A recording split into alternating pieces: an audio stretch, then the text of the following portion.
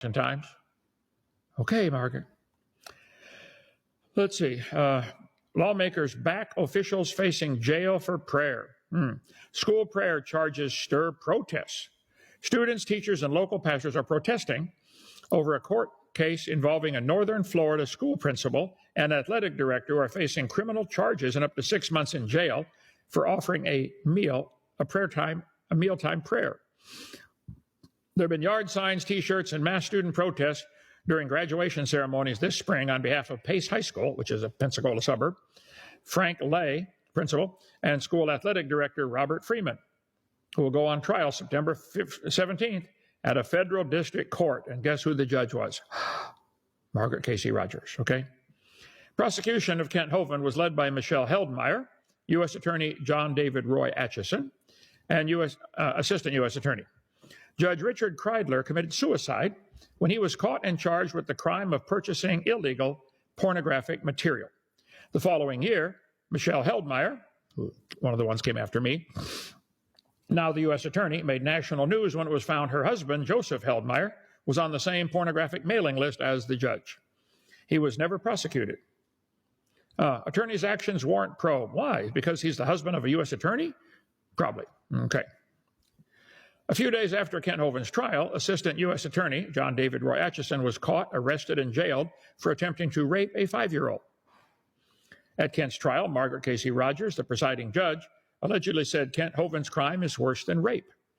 Here's a video by world-renowned and respected Dr. Greg Dixon, longtime friend of mine in Indianapolis Baptist Temple, attesting that the entire courtroom heard the worse than rape remark. Did the judge know the prosecutor was a rapist? To appeal the case, Kent paid $6,000 for a full court transcript. Right away, as soon as I went to jail, we paid to get the transcript. To be valid, the appeal had to be filed within 12 months. The documents were held back for 16 months, making Kent miss the deadline for appealing his own case. 4 months after the deadline and too late to appeal, Kent finally received the transcript, and somebody had tampered with it, removing the judge's words, worse than rape. 8 attendees of the court have signed an affidavit stating they heard Judge Margaret Casey Rogers declare Kent Hovind's crime to be worse than rape. Whoever tampered with the official court transcript is not known, but the fact alone that it was tampered with is enough to overturn the case. And what hideous, monstrous crime does the title worse than rape? Structuring. Not murder, not genocide, no, structuring. That's withdrawing any amount of your own money from your own bank. I'm not making this up. If you withdraw money from your bank more than twice within the last 10 years, then you're guilty of structuring. He served 8 years in prison for a nonsense, made-up crime. To recap, Assistant U.S. Attorney who prosecuted Kent was a rapist. The judge allegedly said Kent was worse than a rapist. The prosecutor then was found guilty of rape. Then the judge's statements about rape got removed from the court transcript. All those transcripts were finally delivered to Kent 4 months past beyond the deadline of appeal. That's only half of it. 2 juries were dismissed until the guilty verdict was made. They refused to find me guilty. She called another jury. They refused to find me guilty. Called a 3rd jury. Finally found me guilty. Kent's been moved from prison 23 times in 8 years. By the time I was done, they'd moved me 32 times, okay? Some say they're trying to get him killed because the more you move a prisoner, the more likely they are to share a cell with a violent inmate. Allegedly, IRS agent Scott Schneider seized over $42,000 from the Creation Ministry safe and then created a tax bill for the exact amount of money seized. He made my wife open the safe. There was $42,000 in there. We had like 30 people working in the ministry, all kinds of things, money going in and out with legitimate church expenses. He counted up the money, $42,000 and something, made up a tax bill for that exact amount, and then seized the money. Didn't you, Scott? Judge Rogers has a track record of handing out unjust and outrageous rulings against Bible believers. She issued a contempt order against 2 school teachers for praying before eating their food. Washington Times reported that over 60 congressmen stepped in to show support for the teachers who are facing jail time. And the judge was completely out of line, ruling against the First Amendment constitutional rights. She ought to have been dismissed as a judge at that point, but the case got settled out of court, and the judge is still in office. Outrageous. The same Judge Margaret Casey Rogers, who allegedly misdirected the jury on the first trial, seems to have delayed the paperwork to stop the appeal and may have ordered the tampering with court transcripts. and she's been selected to be the new judge in the upcoming trial. You can do what's called a writ of coram nobis, okay? The writ of coram nobis is Latin to the court at the time of judgment. The writ of coram nobis is intended to correct a final judgment by the same court in which it was rendered by redressing a fundamental error.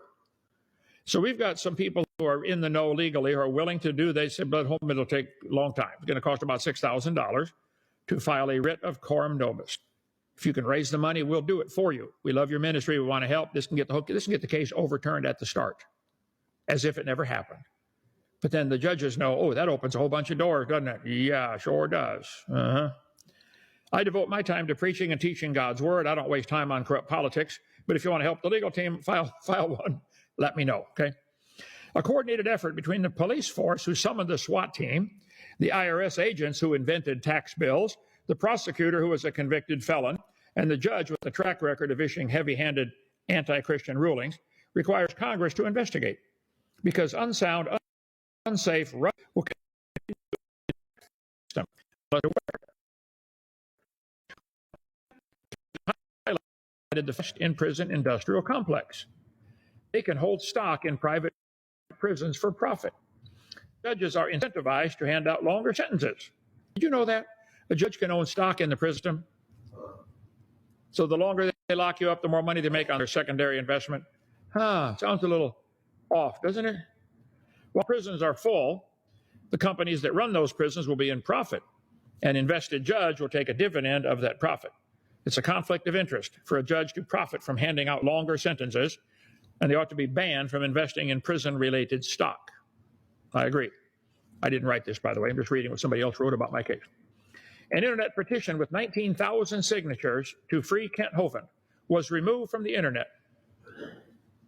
We know who has the petition, but he won't release it. Update. We tracked it down, and we'll update it on this website soon. Link to the petition can be found here. 19,000 people signed a petition to review my case and get me out, and all of a sudden it disappears off the internet. Number one mind-blowing thing that happened to Kent Hovind is he now faces another 100 years in prison. The new trial set for February 9, 2015. The trial could be moved to March. What crime has he committed that deserves that sort of lengthy sentence? He mailed a Liz Pendens on the title of his property. The government appears to be selling off the assets, and his property is still in dispute. A Liz Pendens informs the buyer that there's still a legal dispute over the house. Once again, they've made a ridiculous crime of mail fraud to unjustly have him jailed the rest of his life. We were disputing the government's right to seize church ministry property for my alleged crimes. And so we filed a Liz Pendens, perfectly legal. They said that's mail fraud, to use the mail to file this fraudulent document. I'm locked up in jail. How would you like me to deliver it?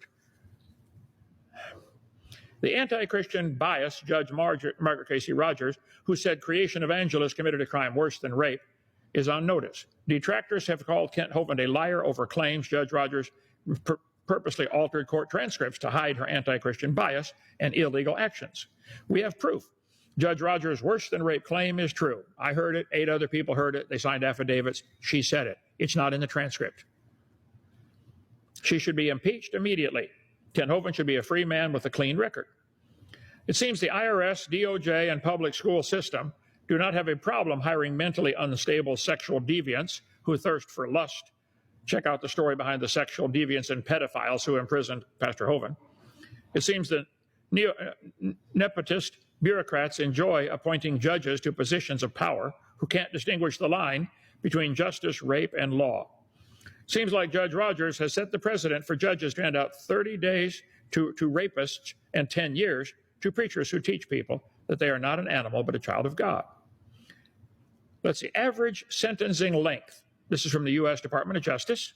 I got 101 months was my prison sentence. Rapists get 96 months.